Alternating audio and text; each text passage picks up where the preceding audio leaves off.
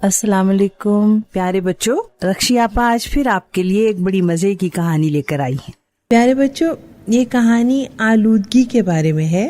تو ہوا کچھ یوں کہ دو بھائیوں احسن اور علی کے بیچ ایک روز ایک مکالمہ ہوا۔ علی نے بڑی حیرت سے اپنے بھائی احسن سے پوچھا کہ آخر ہمیں گاؤں اتنا اچھا کیوں لگتا ہے؟ احسن نے جلدی سے جواب دیا، کیونکہ وہاں قدرتی مناظر زیادہ دکھائی دیتے ہیں، پھولوں کی بھینی بھینی خوشبو، حسین پرندے، لہلہاتے کھیت اور درختوں کی بہار ہوتی ہے۔ قریب ہی بیٹھی ان کی بہن فریحہ بولی، مگر پھول اور پودے تو شہر میں بھی ہوتے ہیں۔ جواب میں علی بولا، فری جی، جو تازگی اور خوشبو گاؤں کی صبحوں اور شاموں میں ہوتی ہے وہ تو شہر میں ناپید ہے۔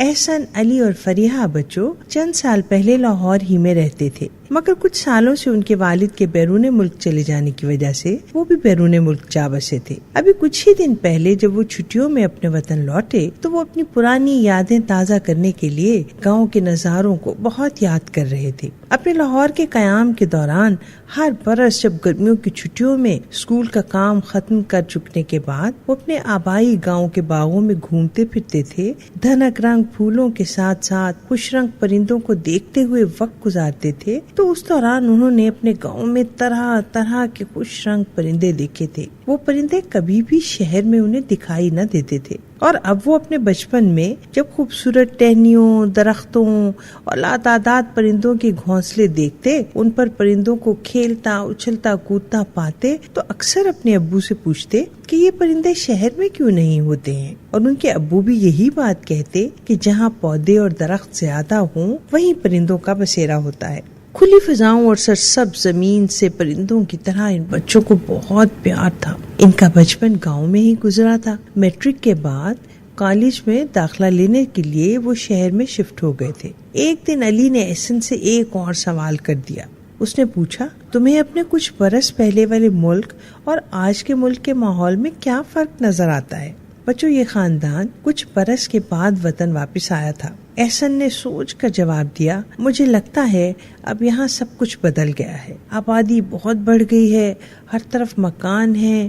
جہاں پہلے سرسبز و شاداب درخت اور پودے تھے وہاں عمارتیں بنتی جا رہی ہیں۔ احسن نے کہا، میٹرک کے دوران سائنس کی ٹیچر ماحولیاتی آلودگی کے بارے میں ہمیں لیکچر دیا کرتی تھی، اور سڑکوں پر موجود ٹریفک اور دھوئیں سے جو بیماریاں جنم لیتی ہیں ان کے بارے میں بھی ہمیں بہت تعلیم دیا کرتی تھی۔ شہروں میں بڑھتی ہوئی صوتی آلودگی کا باعث بننے والی گاڑیوں کی تعداد میں یہ اضافہ پاکستان کے حسن میں کمی کر رہا ہے۔ علی اور احسن اس قدرتی خوبصورتی کے کھو جانے پر بہت افسردہ تھے۔ ایک صبح احسن نے پروگرام بنایا کہ کیوں نہ گاؤں کے پرانے باغ کی سیر کی جائے جو نہر کے پار ہے۔ سو بچوں، وہ بہن بھائی نہر کنارے سیر کے لیے نکل پڑے، لیکن وہ یہ سب دیکھ کر بہت غمزدہ اور بہت حیران ہوئے کہ اب پانی انتہائی میلا اور بہت بدبودار ہے۔ پہلے گرمی کے موسم میں شام کو گھنٹوں بیٹھ کر وہ مچھلیوں کے رقص سے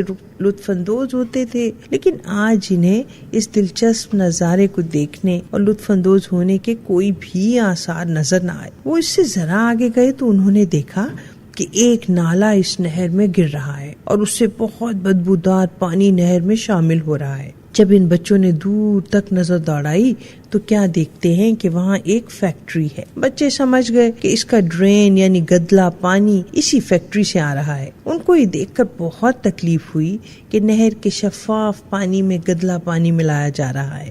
علی نے سوچا کہ فیکٹریوں میں ٹریٹمنٹ پلانٹ لگا کر اس بیکار مواد کو پروسیس کرنے کا عمل شروع کیوں نہیں کیا جاتا؟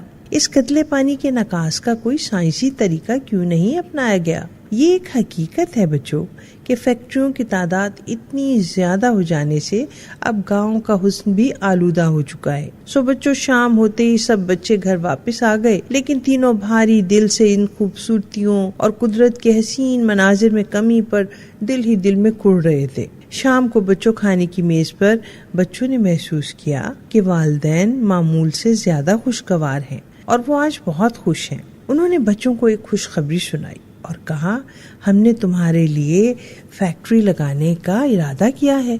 انہوں نے بتایا کہ گاؤں کے بالکل برابر میں ہم نے زمین کا ایک بڑا سا رقبہ خریدا ہے اور اب ہم وہاں آپ کے تابناک اور روشن مستقبل کے لیے فیکٹری لگائیں گے۔ یہ سن کر بچوں کے منہ لٹک گئے اور ان کے چہرے مرجھا گئے۔ ان کے والدین حیران تھے کہ آخر بچوں کو فیکٹری کی خبر سن کر خوشی کیوں نہیں ہوئی، مگر ان تینوں بچوں نے بہت کھل کر اپنے ماں باپ سے کہا کہ ہمیں ایسی خوشحالی اور ایسا مستقبل نہیں چاہیے کہ جس سے نہ صرف دوسرے انسانوں کو نقصان پہنچے بلکہ ہمارا قدرتی ماحول بھی خراب ہو۔ سب بچوں نے کہا آپ یہ فیکٹری گاؤں سے دور بھی تو لگا سکتے ہیں، اگر آپ نے یہ سب ہماری خوشی کے لیے کرنا ہے تو ہماری خوشی اسی میں ہے کہ ہماری صاف ستھری ہوا، ہمارا شفاف پانی، ہماری زرخیز مٹی ویسی کی ویسی تازہ اور خالص رہے، یہاں پرندے چہچہاتے رہیں، ہوا لہک لہک کر چلتی رہے۔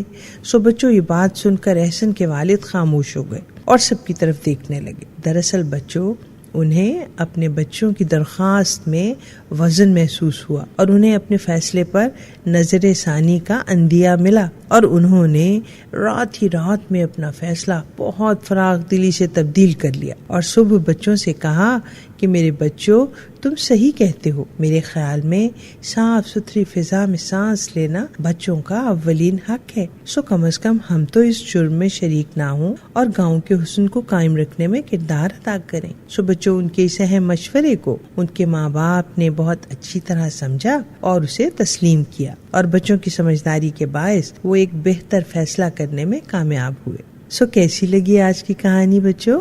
روز کی طرح کل تک رکشی آپا آپ سے اجازت چاہتی ہیں۔ کل پھر ایک اور پیاری سی مزے کی کہانی کے ساتھ میں پھر آپ کے پاس آؤں گی۔